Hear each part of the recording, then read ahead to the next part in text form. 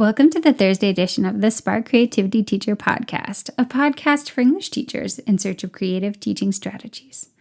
Now, tell me if this sounds familiar. You sit down to write a rec letter after a long fall day of teaching, meetings, coaching, and everything else on your plate. Maybe it's 9 p.m. and you're trying to remember all of Erica's shining moments from the last 3 months. But they're a bit jumbled together in your head with your grocery list, your toddler's sleep training regimen, and your other 120 students. Your eyes start to droop, the latest episode of Bake Off just dropped, and you are so ready to fall asleep on the couch. So you decide to push the college rec to the next day. It's a terrible cycle that can start to feel like it's dominating your life, and I've been there so many times. Today, I want to tell you about the simple switch I pulled that made a big difference. I hope it will help you too.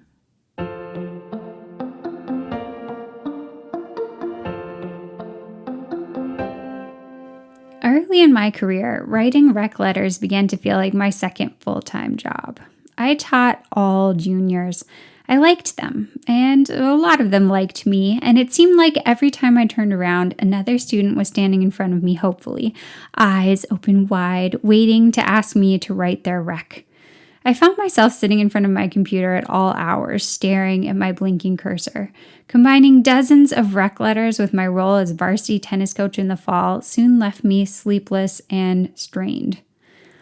I asked for a meeting with my talented colleague in college guidance to find out what was most important to include in my letters, hoping to streamline my process and make my work more effective for my students. As an English teacher who has probably told your students a million times that they need specific evidence to back up their points, it probably won't surprise you to hear that the top tip I received was to load my college recs with specifics. Of course, college admissions folks want us to paint them a picture of our students with anecdotes, project descriptions, amazing moments in class when the student shone. And of course, you want to do your student justice by doing just that. I know I did. But adding even more specifics was hardly going to save me time. So I started asking every student who wanted me to write their rec to fill in a sheet full of specifics. I asked things like, what are you most proud of from my class? When did you feel like you had a breakthrough with your writing, and how did you show it? Can you share about a specific day in class where you really felt like you were shining? What's one project that you feel like showed your ELA skills in top form? I asked them to be as specific and detailed as possible to help me be as specific and detailed as possible. Now, of course, I used their details to remind me of my own take on their work, using, ultimately, my own perspective to describe their successes. But those sheets made all the difference as a shortcut to more effective, quicker recs. Now, did all of my students love doing this? No, they were busy too. Some of them complained a bit, but it was a non-negotiable for me.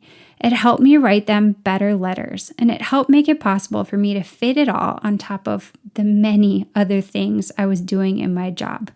I didn't feel even slightly guilty about it, and I don't want you to either. Thanks so much for joining me today to talk about this simple shift I made with my college rec letters to save me so much time. I hope it will be helpful to you. Now, if you'd like a free download of some different options you can use for this exact purpose with your students, just follow the link in the show notes today. Until next time, take care of yourself and stay creative.